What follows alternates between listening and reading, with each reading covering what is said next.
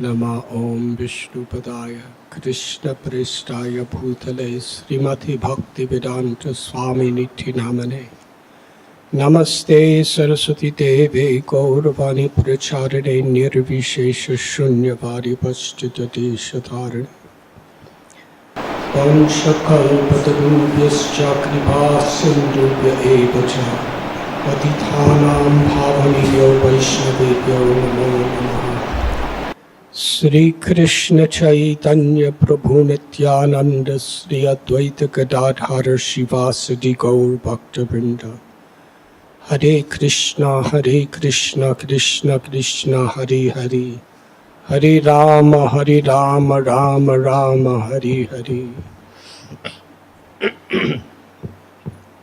Hare Krishna.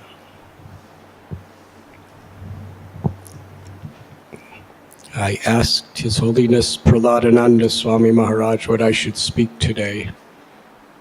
And he said if I just said Hare Krishna, it would be perfect. Hare Krishna. Kaunteya Prabhu, thank you for your very gracious, kind, and encouraging words.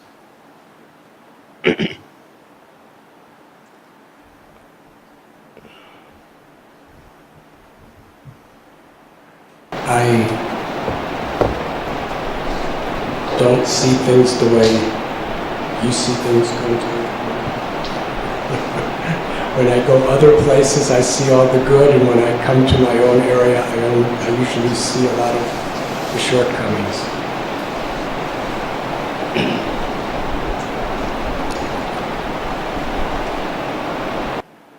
But there are so many wonderful places throughout ISKCON where there's such tremendous service being offered to Prabhupada. Just a few days ago, I was in New Delhi. There's hundreds of wonderful brahmacharis, and they're distributing millions of books and distributing millions of prasad. And I feel what we're doing here is quite insignificant compared to so many projects throughout the world of so many devotees. Well, what we've tried to offer in this area, I can speak some of the thoughts that are coming to my mind.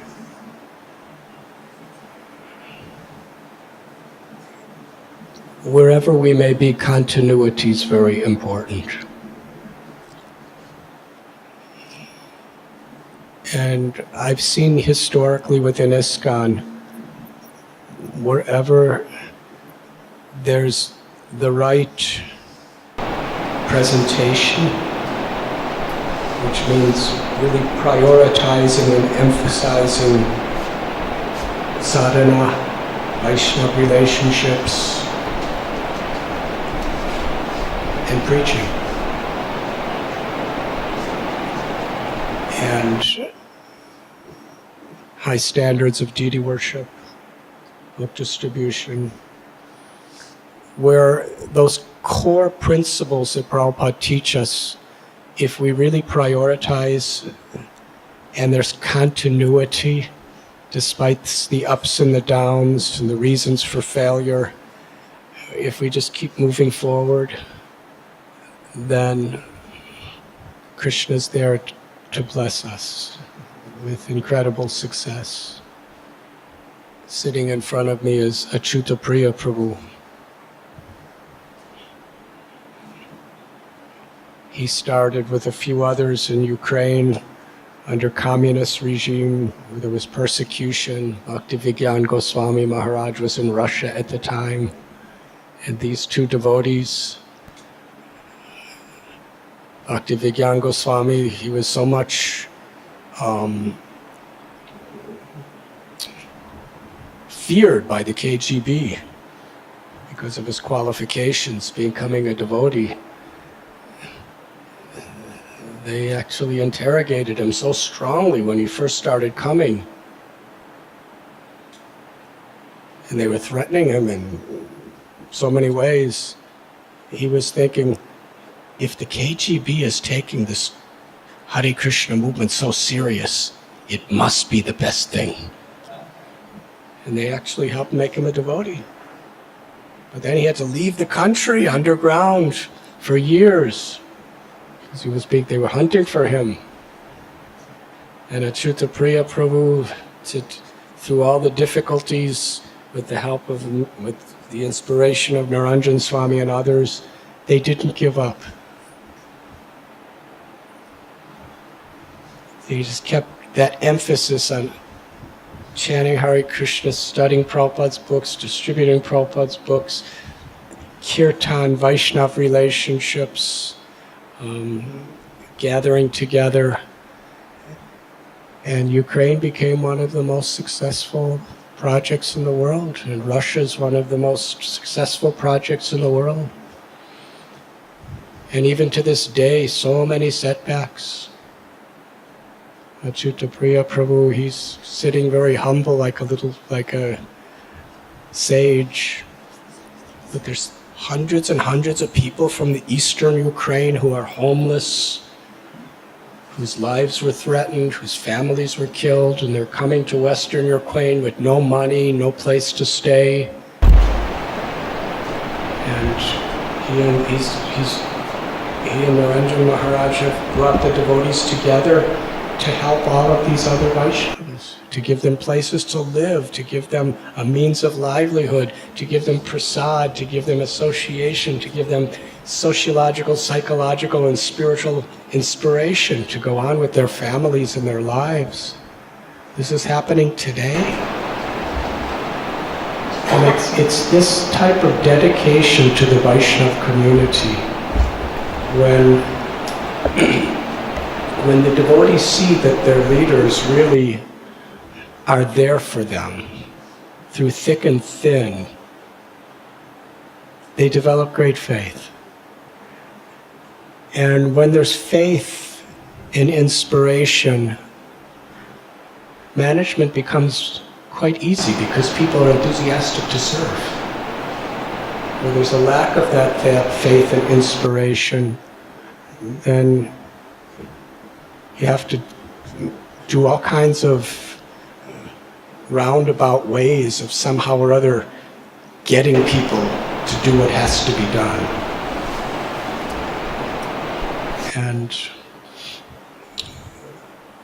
I would say in these two projects of these two wonderful Vaishnavas sitting before us, it's emphasizing those principles, leaders living for the welfare of their followers with continuity over the years, that has created such an incredible empowerment to spread Krishna consciousness.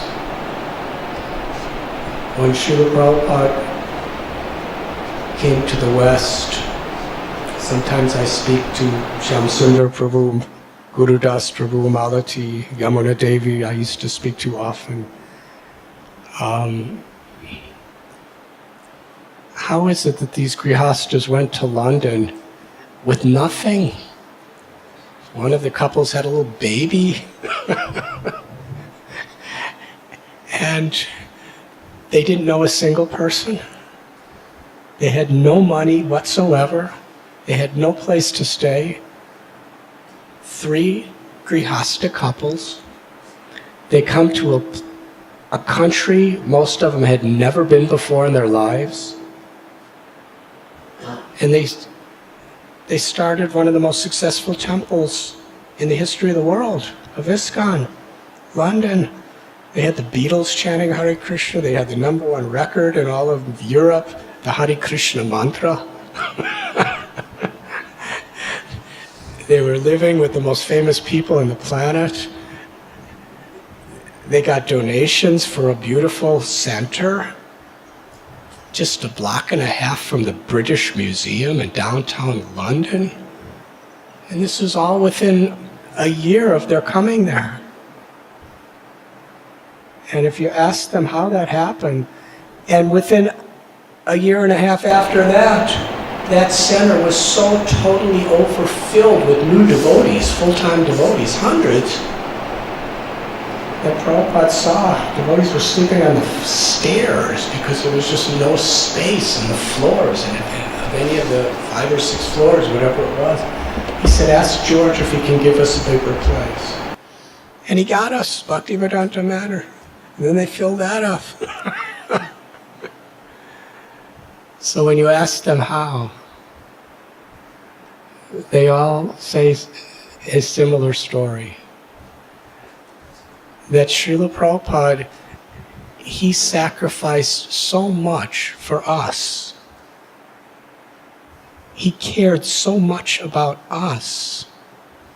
His example of giving us Krishna consciousness and treating us and developing a system and a society so carefully for us that we just wanted to reciprocate with him.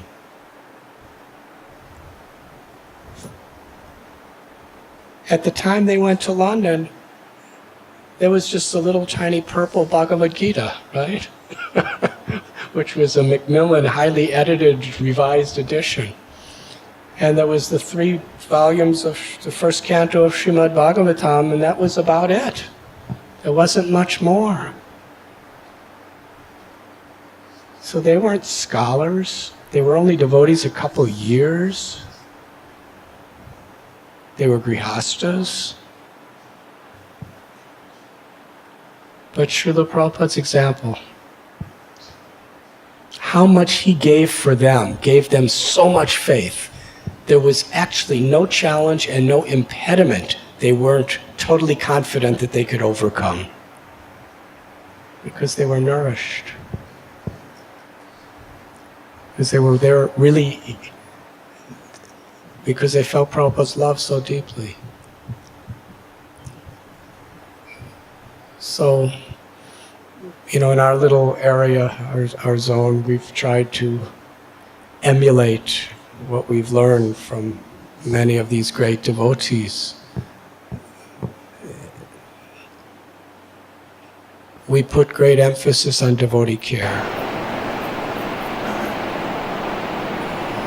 Because what I've seen over the years and what I see today is one of the greatest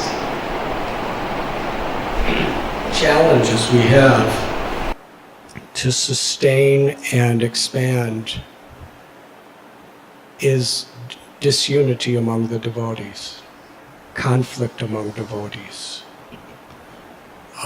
unhealthy ways of trying to resolve such conflicts. So many times we get caught up in the little issue that we don't see it in perspective of the larger picture of what we're here for and why.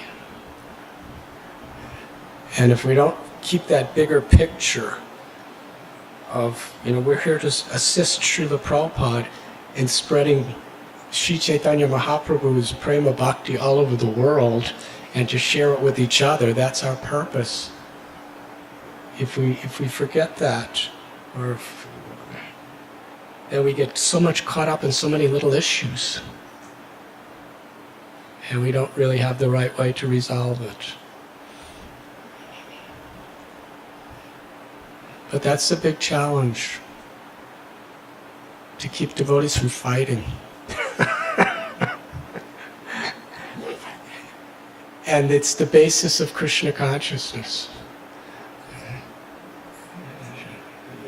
Sri Chaitanya Mahaprabhu, Srila Prabhupada taught us that this Harinam Sankirtan movement is supposed to actually create true spiritual unity on the basis of devotion to Krishna. And if devotees themselves cannot show this by their example to each other, it's one of the main reasons devotees lose faith. Because they see materialistic type of competition and unhealthy relationships between devotees. And oftentimes prioritizing aspects in such a way that devotees don't really see the need to develop real Vaishnava relations with each other. Sri Chaitanya Charitamrita, which is the model for all of us, is all about loving relationships among Vaishnavas. All the preaching is expanding from the incredible unity and love and care that the devotees have for each other. Even when Kala Krishna Das or Chota Haridas made some serious mistakes, or not so serious, whatever, when they made mistakes and Lord Chaitanya was there to correct them and took a hard line, all the other devotees were there to somehow or other keep them inspired and keep them engaged. And Lord Chaitanya was pleased. So Sri Chaitanya Charitamrita, Lord Mahaprabhu's Leela, is so much based on relationships where devotees really keep pleasing Krishna and pleasing their Guru in the center. And unless leadership really prioritizes that and keeps a focus of that on people in the devotees' minds, then there's bound to be all sorts of unresolved problems between them. And problems will come, no matter who or what or where. But how to resolve them is really the test of our Krishna consciousness. And we've tried to,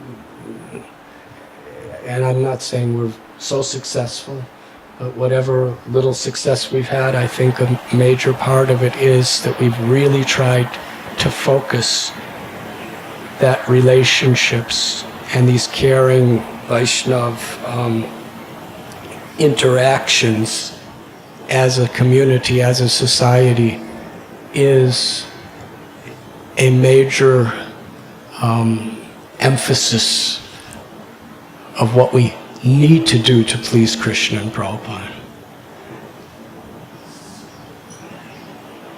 Prioritizing that, relationships of Vaishnavas, prioritizing systems and facilities that will help to sustain that. Prioritizing hearing and chanting. Hari Katha. I mean, if we could really prioritize and inspire devotees to really develop a taste for hearing about Krishna, taste for reading Srila Prabhupada's books, taste for coming for classes and really opening their hearts to be nourished by that, is very important. Prioritizing the taste for kirtan. Leaderships need to exemplify it in their own lives, I believe, and leaders also need to participate and practice. And we have to really mean it too. We have to really love kirtan, and we have to really love Hari Katha, speaking it and hearing it, and inspiring the necessity for devotees to develop that taste. And prioritizing the spirit of being servant of the servant of the servant. That whatever service we have, it's the ultimate privilege. It's the ultimate gift of God. Through our preaching, we can inspire a particular type of consciousness within the people who we are serving by leading. And if we could somehow or other inculcate that service, whether it's being a temple president, a GBC, or a pot washer, service is a privilege. Service is an honor. Service is a blessing of Krishna, whatever service it is. And the quality in which we do the service, samsiddhyar haritoshanam, whether we're Brahmins or we're of another caste. That's not what determines our Krishna consciousness. It's how we truly are grateful for our service and truly perform it in such a way that we, as the servant of the servant, we try to please the Vaishnavas, we try to please our gurus, and we try to please Krishna. It's that quality of service. There's little things that we all hear in our lives in Krishna consciousness that very much make us kind of what we are. And sometimes they're little things that we hear from Srila Prabhupada or another devotee. I remember hearing Srila Prabhupada talk about when he was living at Radha Damodar temple. He's a Paramhamsa Acharya, living in these rooms right beside Rupa Goswami's samadhi. And on behalf of all the acharyas of our entire parampara, he's the first person in Gaudiya Vaishnava history to be translating Srimad Bhagavatam into English language, which is the major language for the entire world. Imagine what Prabhupada's role was. During Srila Bhaktisiddhanta Saraswati Thakur's time, he translated a summary study of Sri Chaitanya Mahaprabhu's Leela in Sri Krishna Chaitanya. And about only a certain sector was completed. But Srila Prabhupada took it upon himself to translate the entire 12 cantos of Srimad Bhagavatam, English. Lord Chaitanya wanted to spread Krishna consciousness in every town and village throughout the world. And in order to do that, English is the most powerful, accessible language in the planet today, as far as influencing people. Was there ever anyone at Gaudiya Vaishnav who ever did that before? Prabhupada was the first. What a vision. What an exalted service he was performing. Here he is, sitting in his room, the first Gaudiya Vaishnava Acharya in history to be translating Srimad Bhagavatam in the world's language. And there was that one old Bengali widow lady. She would kind of, a little bit of a hunchback. She would come with a pot of water from the Yamuna every day and just put it in front of Radha Damodar's altar and then go away. And the pujari would come out and take that water and use it as part of Radha Damodar's abhishek. But she came every day with that pot of water.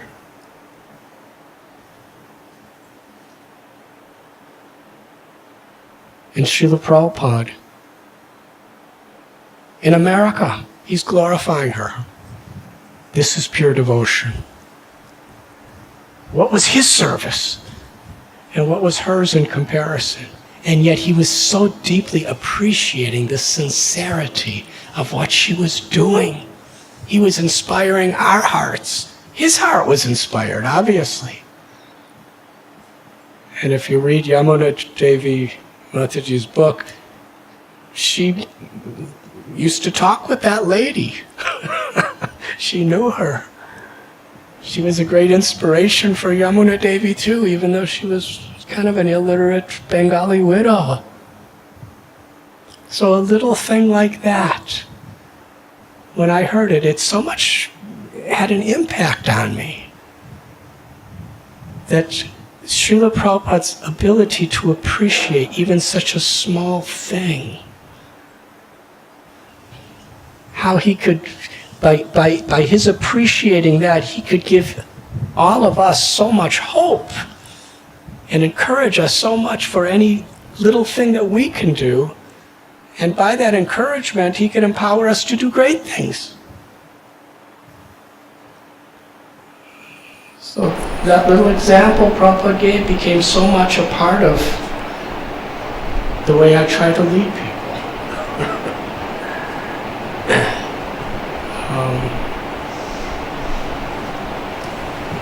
a taste for coming together and chanting Hare Krishna. A taste for coming together and hearing Srimad Bhagavatam, Chaitanya Lila, Bhagavad Gita. A taste for serving the deities, really putting Krishna in the center. When Srila Prabhupada established temples, that was the idea, to really put Radharani and Krishna in the center of every devotee's lives. We are all here for them. Because if Krishna's not in the center, then we put ourselves in the center. And when we put ourselves in the center, then there's destined to be so much unhealthy conflict. In Krishna consciousness, there can be very healthy conflict. It doesn't breed enmity or animosity, it brings dialogue, unity and diversity. But when we put Krishna in the center, then we take ourselves out of the center. And because Srila Prabhupada taught us to do that in such a way, if we give emphasis to that, what is Radha Vrindavan Bihari or Radha Govinda or Radha Shamsundar, Radha Madhava, what are they wearing today is more important than what we're wearing today. What are they eating today is more important than what I'm eating today. Are they satisfied with the services that we're rendering to them is more important than my state of affairs. Srila Prabhupada taught us that if we actually focus on pleasing Krishna, then we transcend our own problems. As simple as that. If we're just focused on pleasing Krishna, putting Krishna in the center. And Srila Prabhupada taught us that deity worship is such a practical way of doing that. Sri Chaitanya Mahaprabhu put Jagannath in the center of all the devotees in Puri. The 6 Goswamis each had their deities of putting Krishna in the center. Madhvacharya put Udupi Krishna, Ramanujacharya put Balaji Tirupati or Ranganath. All of our acharyas had the deities that they really put in the center, and everyone was working together for that. So to emphasize that unity around service to Krishna, chanting for Krishna, hearing for Krishna, seva.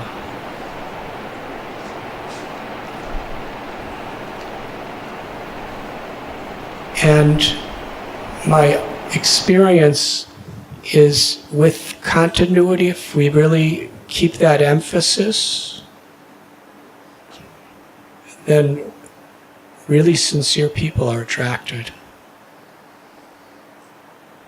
And those sincere people are oftentimes far more qualified at accomplishing things than us.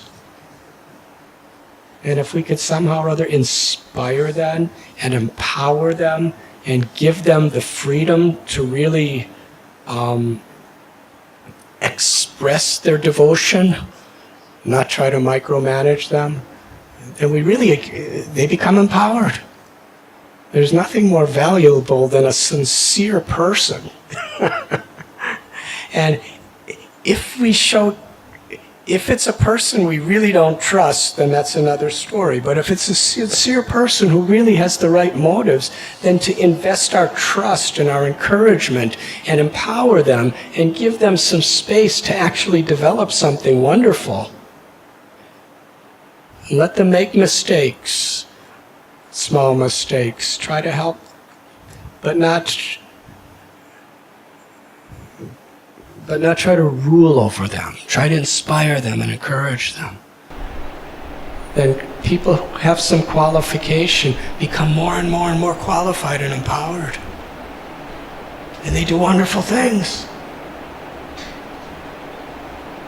In answer to your question, Kaunteya Prabhu, if I have to say anything, if there's anything I've really tried to do, it's stay out of the way of devotees who know how to do things. Try to inspire them with the proper spiritual direction, inspire them with the proper philosophy, inspire them with the proper character they should live by, and then try to help with give them a vision, and then let them do it.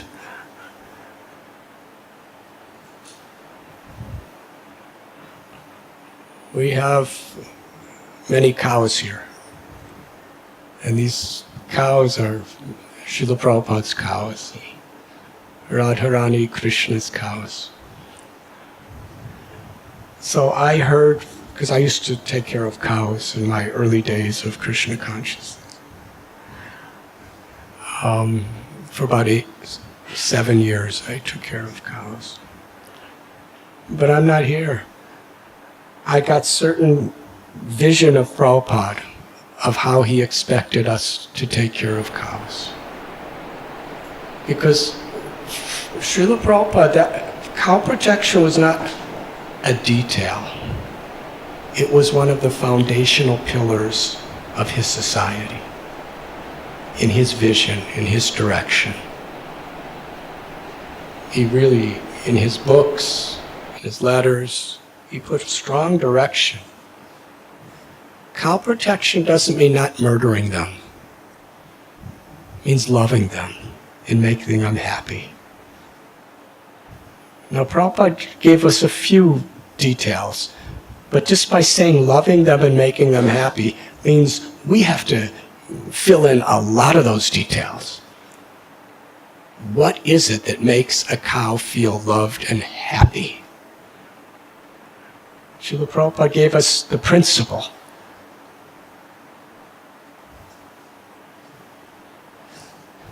So I tried to give the vision to that, and I emphasized it very strongly. And when I saw something was wrong, I was quite concerned. But then these devotees, because they're sincere, they just took it to a level so far beyond me, because they had dedication. The person who's in charge of the cows is one of the most, every cow loves this person. The donkeys love him. The goats and the sheep love him. The dogs love him. All the animals love this person. And before he became a devotee, he was a certified accountant. He had nothing to do with this. But he learned it because he understood how much important it was. And he went so deep into it that we just stay out of his way and let him do it. Because he's inspired. And Gauranga Prabhu's an IIT graduate. He's supposed to be, by his society's expectation, he should have a 6-digit, by dollars, not rupees. He should be making hundreds and hundreds of thousands of dollars a year in an international corporation in America somewhere. And he's,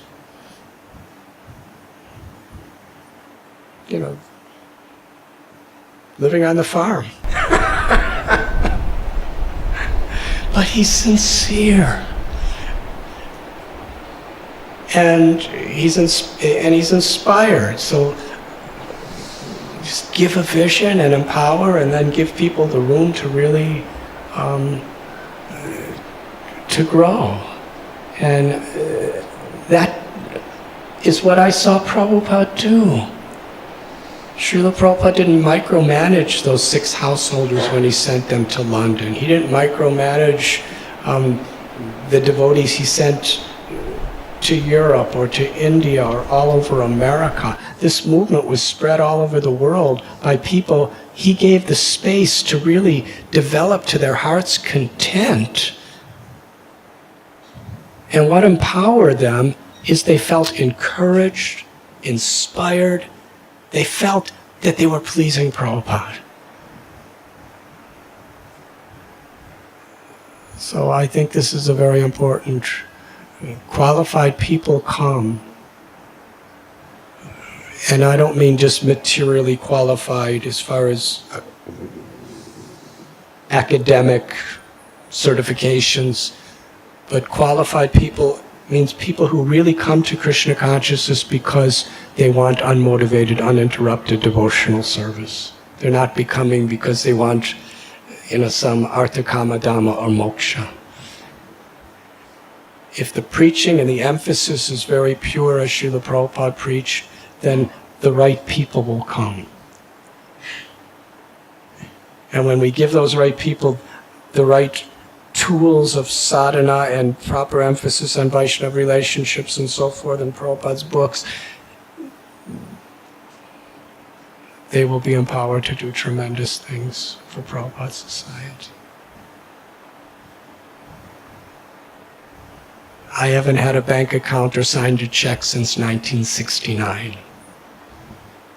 I really don't know how finances work. And I know it's something GBCs are supposed to know. But my brain just short circuits when I try to apply myself to those things. It's not my guna or karma. But somehow or other, we have people who run major corporations who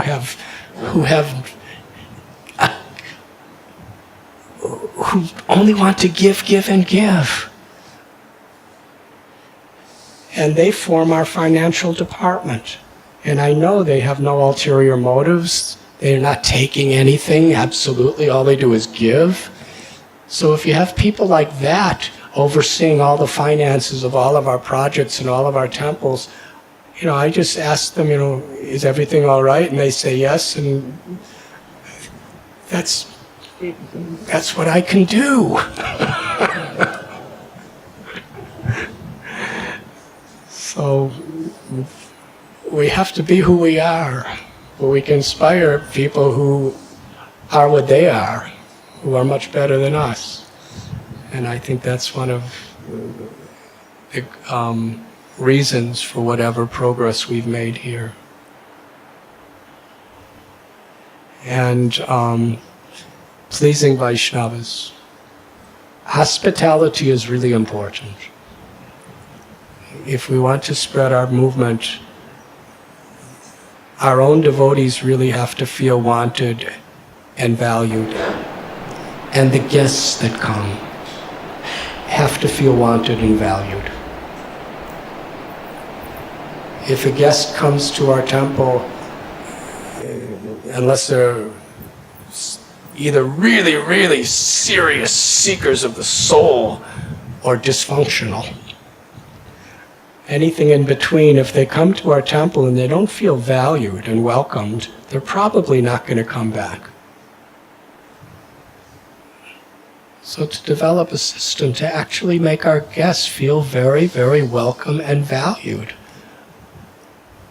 And to try to create a family environment among our brahmacharis and grihastas, wherein they see the guests that come. This is my honest evaluation. People may disagree with us, but it's my honest evaluation. We have some really, really good preachers. Radhesham Prabhu and his team, and Gauranga Prabhu and Bhakti Rasamrita Maharaj and Gaur Gopal Prabhu and Govinda Prabhu. I mean, they're really, really good preachers. And Shikshastakam and Nasik and many. But what really makes people come to the point of wanting to be a devotee and be a part of our society? It's usually because of the community family environment among the devotees. When they see that, they think the philosophy works. It's not just something theoretical. It actually helps people to resolve conflicts, and it helps people to be a community based on such high, pure, loving principles. When they see sadhus or monks hand in hand, respecting each other with householders, grihastas, they're working together, they're respecting each other, they're appreciating each other, they're honoring each other, grihastas with each other, grihastas with brahmacharis, sannyasis, brahmacharis with each other. When people see that, they want to be a part of that family. And they really give their lives to Krishna consciousness and identify, I am a devotee, because they want to be a part of that community. And they really have very, very deep faith in the philosophy because they have that quality of association in a community. And I've seen that that really, really is important. And somehow or other, to make that a priority in our leadership. Does that answer your question? Thank you.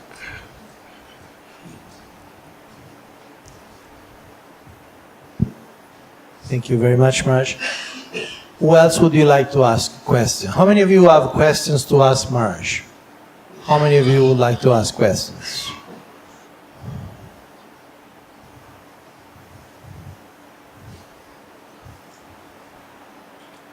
Patri Prabhu.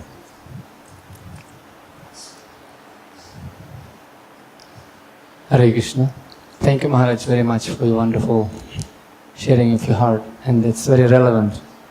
Especially, it takes one to understand one, especially in this circle of people, those who are really hands-on working on that project and working with people. I have one question personally myself, because as we know in history, we never were trained. We were, in many cases, at least in my cases, we very often were just thrown in the ocean of responsibilities. It was Can you speak more on the microphone, because it's hard to hear? We very often in history we have seen that we were giving tasks without being trained how to do things, and very spontaneously we had to figure out on the spot what has to be done. And as a result, many mistakes were committed, etc. But of course, this point of creating family mood among the Vaishnavas, that's most attractive thing, which can bring people in Krishna consciousness. My question is, what extent leader has to stretch himself and go beyond his qualities? Like, sometimes we have to act as a manager, sometimes as a preacher, sometimes as finance, accountants, even in places where you have to really be one actor drama in many cases, when undeveloped areas. So how much leader has to go beyond his capacity in order to keep project together? Or there is one limit when he has to say, wait, I has to stop. Because it's pioneering many places in this world, we have pioneering areas, like Africa. Anyone, I'm sure in Nepal, it's very, very rural area in terms of preaching at the moment. So what is the limit for the leader to stretch himself? And because dedication and sacrifice is there, but is it any?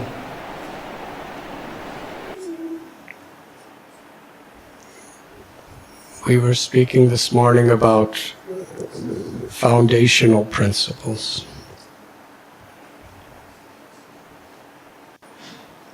If we adhere to Srila Prabhupada's primary instructions to perform our sadhana sincerely, to have the proper character of a Vaishnava, that means not to give in to the qualities of envy or pride or greed or lust, which are the constant teachings we find Srimad Bhagavatam, Bhagavad Gita, Chaitanya Charitamrita, either through the teachings or the examples of the lives of saints. If we keep those foundational principles strong in our life, and we're sincere. Sincere, Srila Prabhupada would sometimes say, means without duplicity. without selfish motives.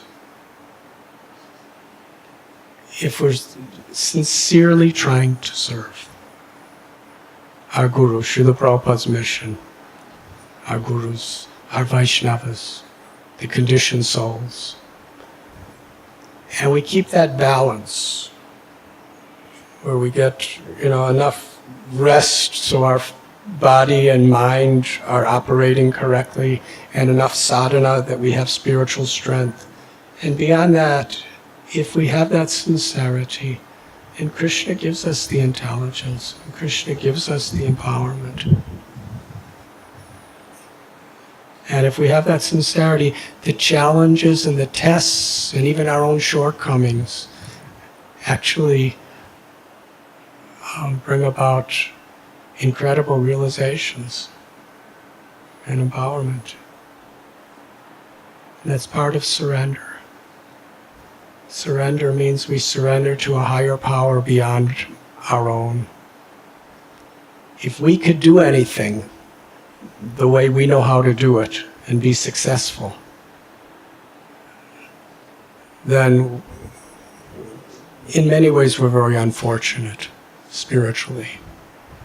But when things are actually beyond us and we know that, and we really have to surrender, kind of like Draupadi did when she was being accosted by Dushasana, that's when we really feel Krishna.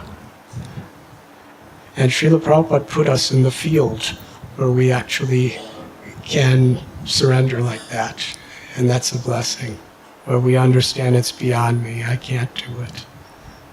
And then we really see Krishna's hand. But in order to have that surrender in a proper spirit, we need good association, and we need good sadhana, and we need good character, and we just can't give up, even if it seems impossible. Even if we're up to our necks or way above our heads in our service, that's a good time to surrender. And that's when Krishna really comes to reveal himself to us and through us.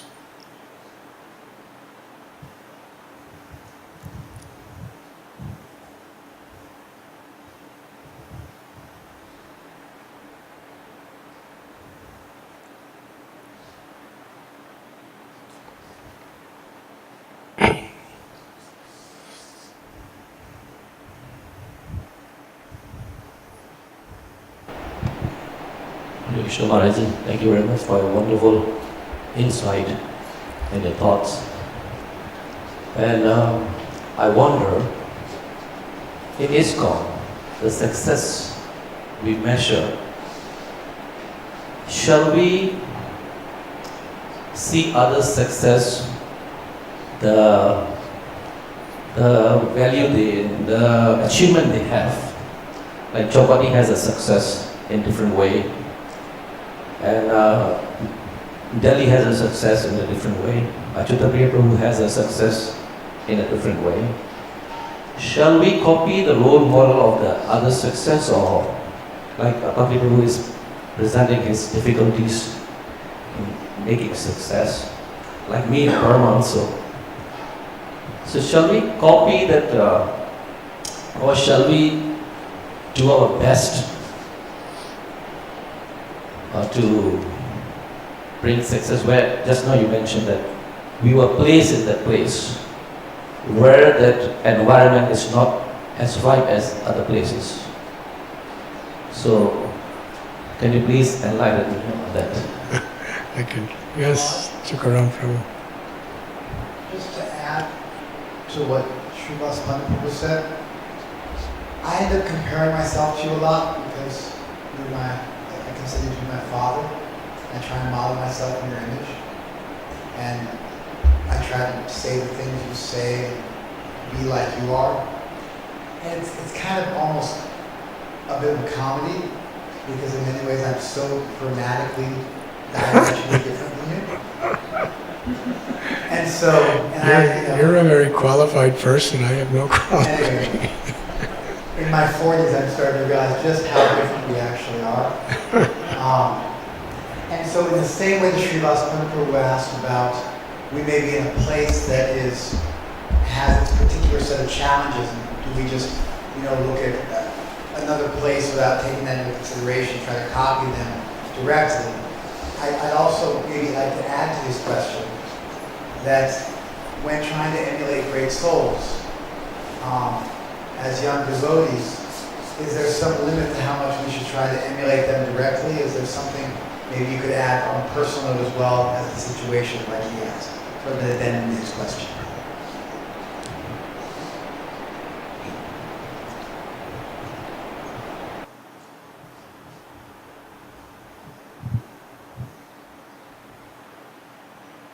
It is a quality of humility which is a very pleasing characteristic in Krishna's mind of a Vaishnava, to appreciate the service of others.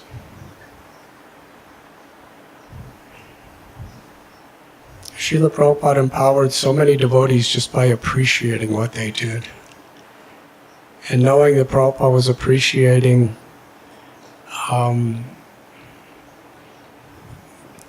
they could overcome practically any obstacle because they just had faith that Prabhupada appreciated that they were trying.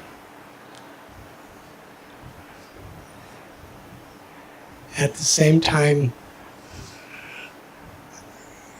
the example I gave of the devotees who went to London, they appreciated what Prabhupada did, and in their own ways they tried to do it. They weren't imitating Prabhupada. They were following certain principles and doing it according to who they were and how they could do it. Imitation in that sense doesn't work because we're all individual, we're all unique. But to appreciate, to emulate, and try to apply those principles. Just like an example, Shyam Sundar Prabhu was preaching to George Harrison.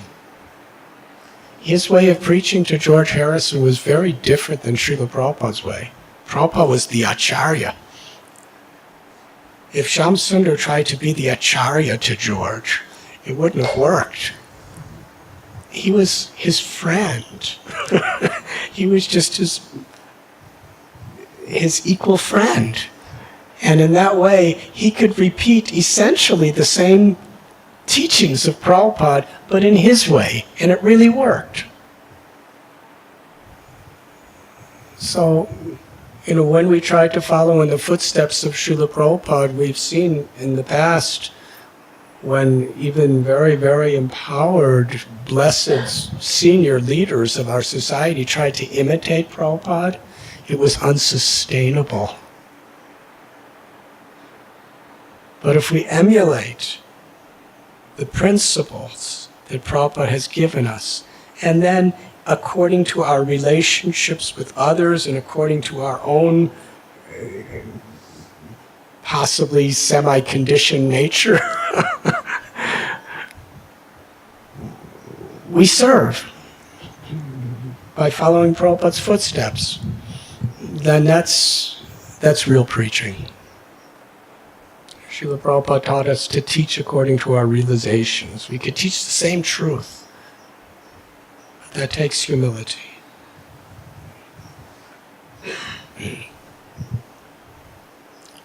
So if we see a project where there are successes, to try to imitate it probably won't work because every situation has its kala, desha, and patra. Its particular people are different. The country may be different. The circumstances, place. But we can take what is there and what is applicable and see if it works. Just like Revati Raman Prabhu is leading the world in devotee care in so many ways, and he's taken many different models of devotee care, and he's gotten people to explain their histories and their policies and how they execute it. And we can take those things and see where they fit in my situation. And that's really a great secret of success, to have the humility to learn from others. To have the humility to not only learn from others and receive knowledge and wisdom from others in practical, applications, but to also give them the credit. and then apply it according to what works here. In Ukraine and Russia, they have devotee care systems, but they do it very different than it's done in India. But the same basic principles are there.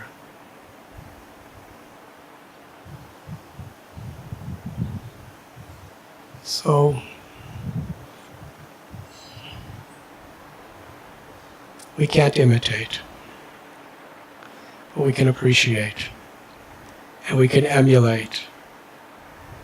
And in a spirit of humility and seva, we can try to apply those sacred principles and of what we really appreciate in our own devotional service, in our own interactions with others.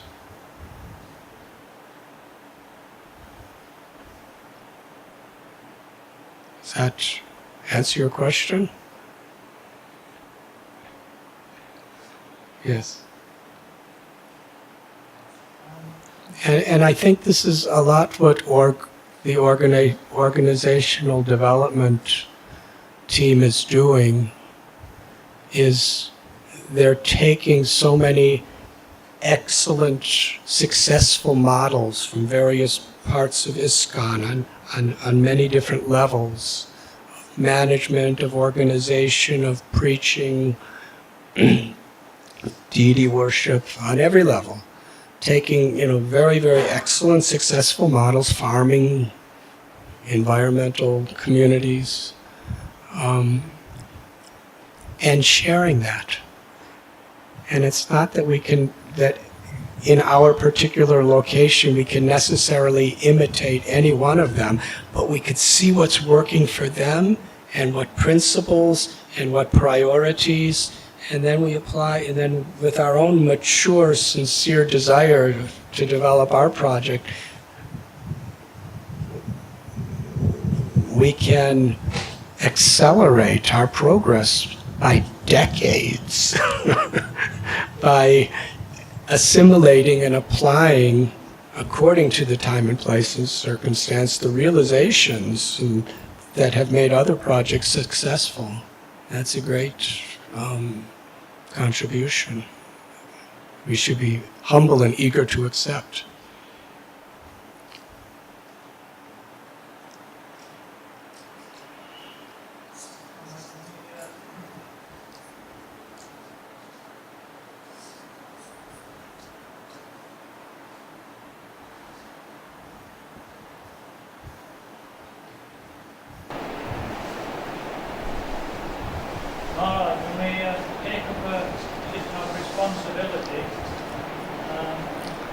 Does the microphone work?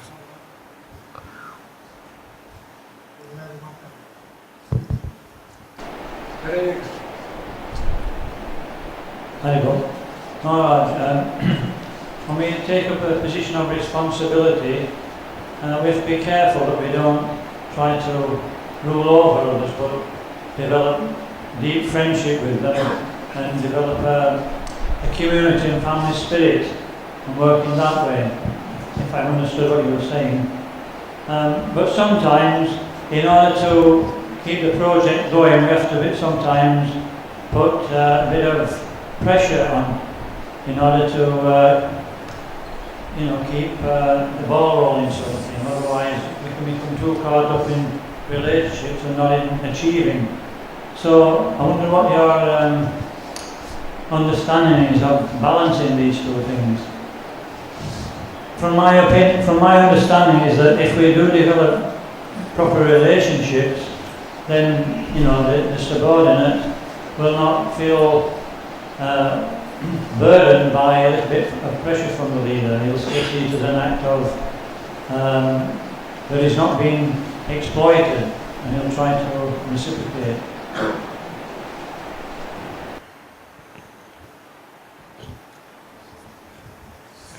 Balance is crucial to sustain the enthusiasm of the Vaishnava community.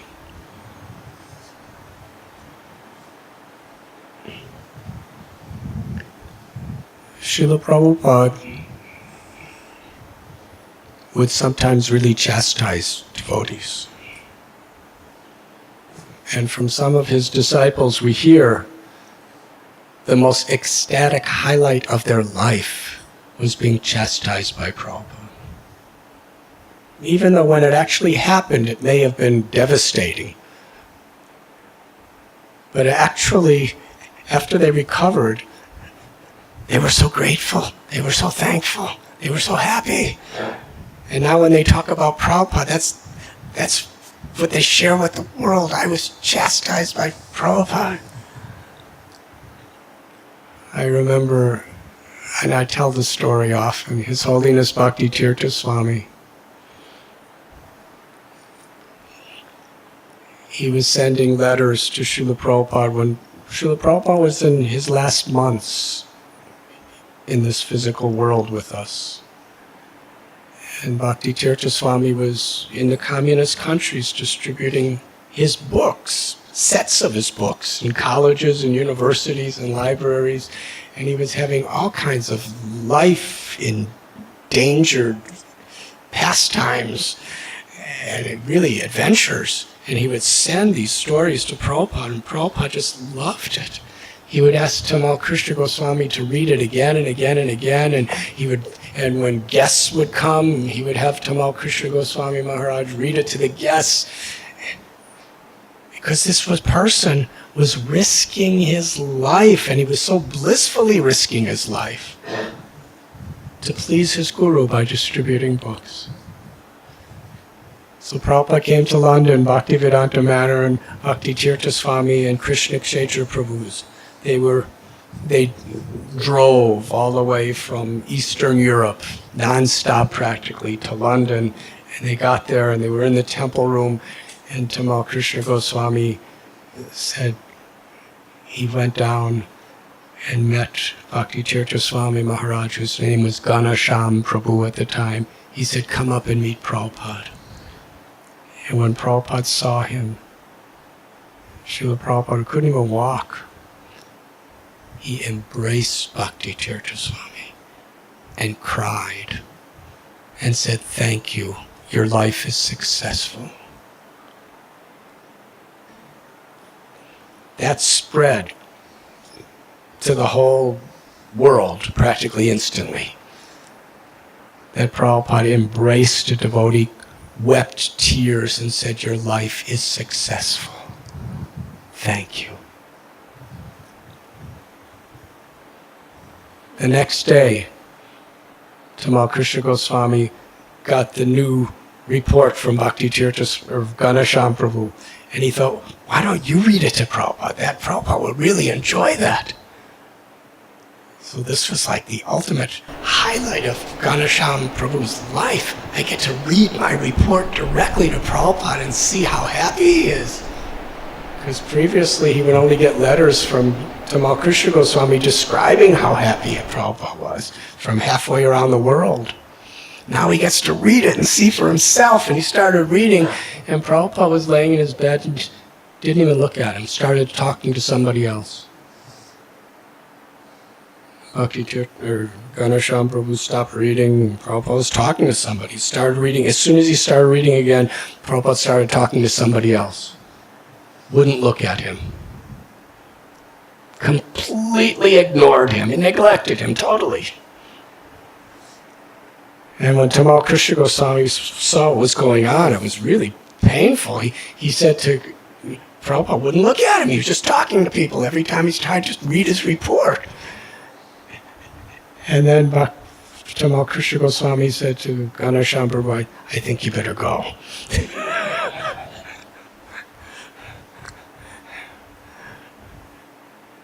As Bhakti Tirtha Maharaj was telling me this story, he's smiling in ecstasy.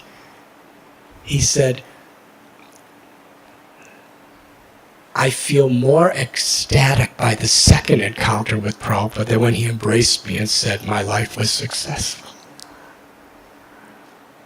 He said that was the highlight of my life when Prabhupada chastised me. How is that? How is it that so many of Prabhupada's disciples ecstatically describe their chastisement? Because I've seen me and some of my god brothers, when we chastise people, they're not ecstatic. They don't talk to people about it in glorification of us. They're angry, they're upset, they're depressed. They're discouraged. You see, Srila Prabhupada invested so much grace, so much appreciation, so much faith in those devotees that when he chastised them, they only saw it as his mercy. So this is really the balancing that's required. We have to invest so much positive in the devotees that even if we correct them and chastise them, they don't become all depressed and discouraged by it, because they know that we're only saying it because we care. If devotees have faith that their leaders really, truly care about them, then even if we ask them, of course we're responsible, we have to be balanced, but even if we ask the devotees to do a lot, to go beyond certain limits of their comfort zone, they're going to be really inspired and honored to do that. And even if we correct them, they're going to ultimately process that in a very positive way, because they know that their leader really cares about them and loves them, and they have some faith. But if we don't invest that positive bhakti energy, then if we try to push them beyond limits, or if we try to correct them too strongly, we could break them. And it's not a leader's position to think, well, that's their problem. As leaders, we have to see it's our problem.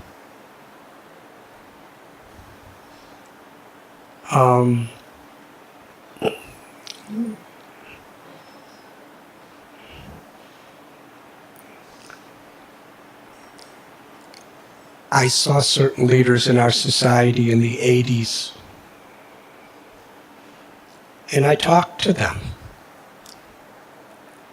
And they would get devotees, they would push devotees to levels of surrender that were unsustainable.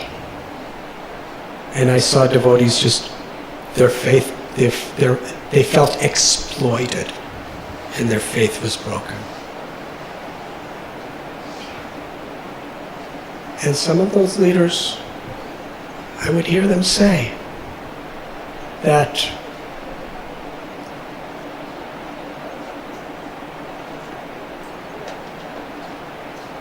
as Krishna's representative, it's my duty to get them to surrender. And if they're surrendering to Krishna, Krishna will protect them. This is the philosophy. I just get them to surrender as Krishna's representative, and if they're surrendering to Krishna, Krishna will protect them.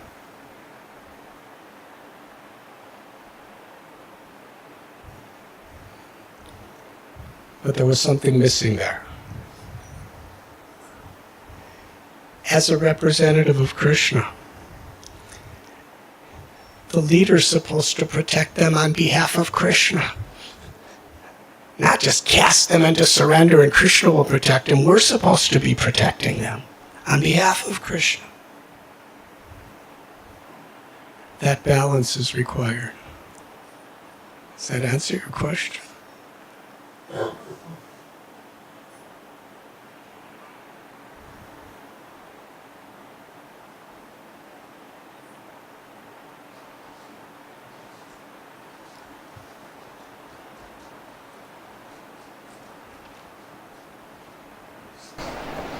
Thank you, Maras, for your wonderful speech.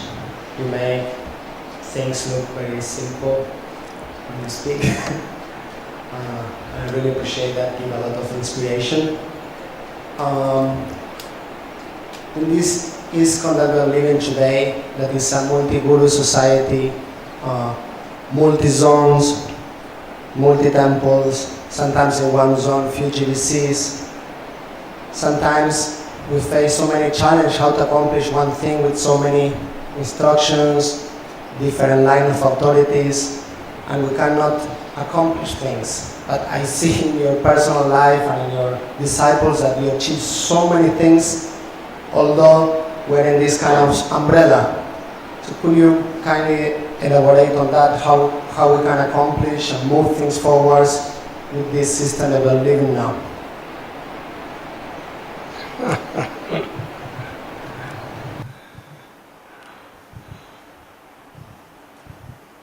I don't exactly understand what your question is. Sometimes I have one opinion of one GBC, another opinion of another GBC. One temple wants to do this, another temple wants to do that. How to carry on? And my guru wants another thing. And we get in the middle, trapped in the middle of so many authorities and decisions, and finally we don't achieve nothing, or we achieve little.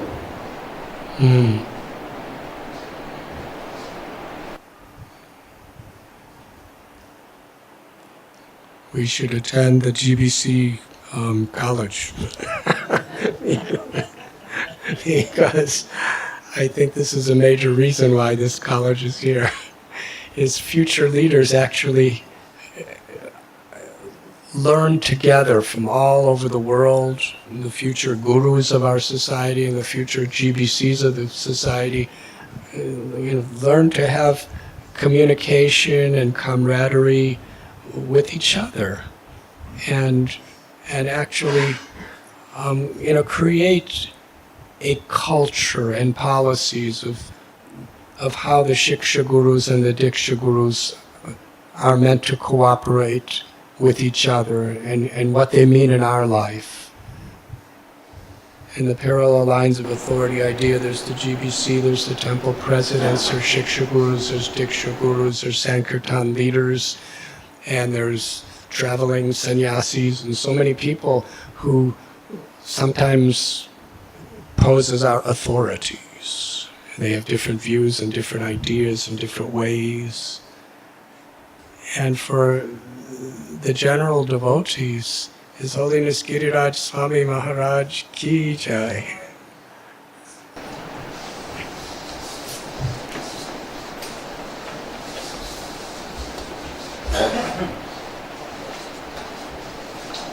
But at the present, we should try to be sincere and do the best we can. But for the future,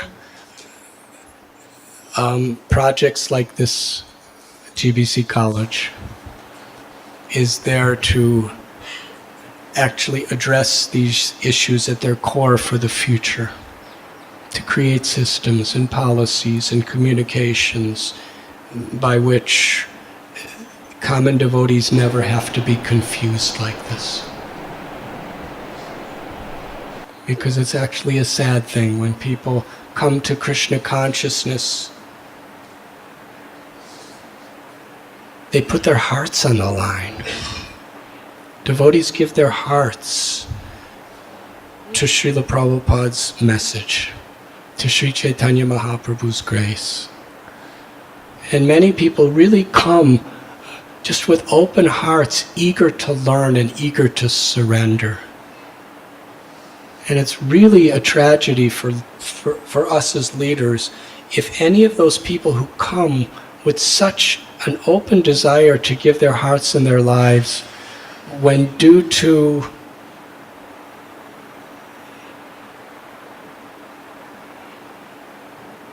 unnecessary, unwanted experiences, their faith is broken.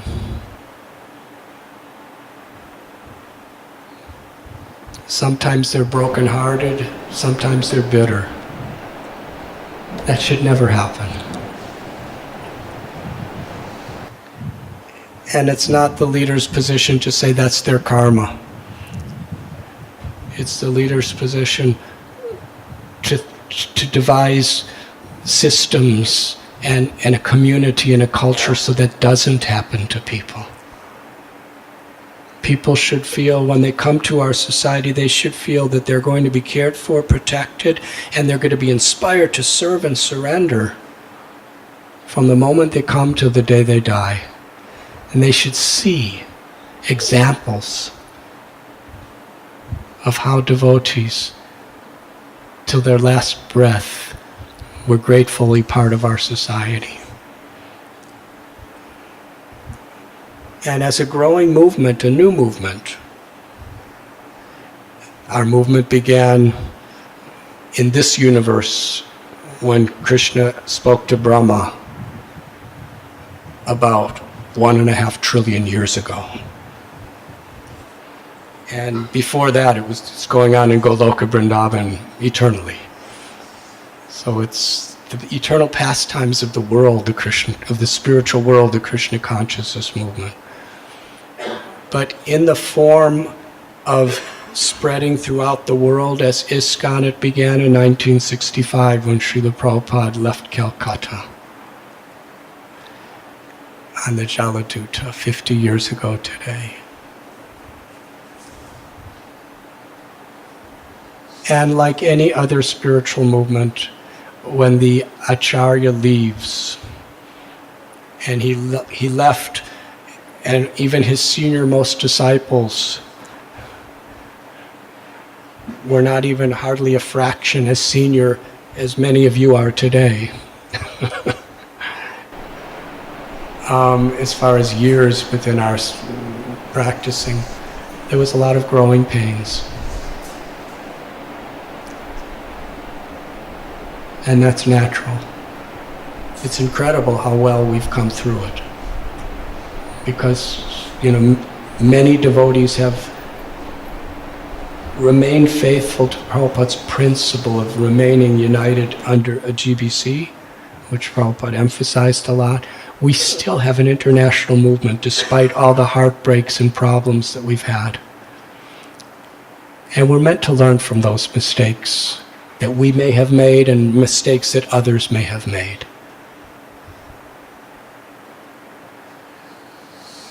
And a systematic, comprehensive education for leaders that's unified worldwide so that we all understand Prabhupada's teachings in a similar way. We understand Prabhupada's emphasis. We understand Vaishnava culture.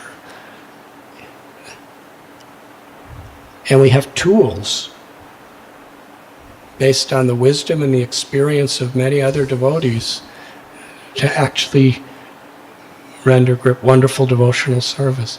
That's the purpose of this college.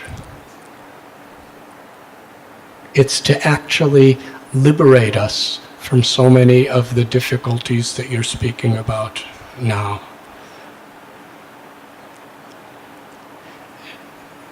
Oftentimes, Srila Prabhupada would be approached by people who would complain about things that were going wrong. And of course, Bhakti Charu Swami Maharaj and Giriraj Swami Maharaj, who were intimate personal associates of Prabhupada. They know much better than me.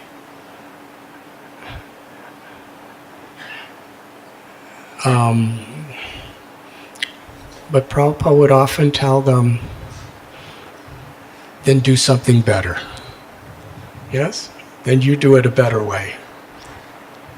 He didn't like to hear people just criticize him.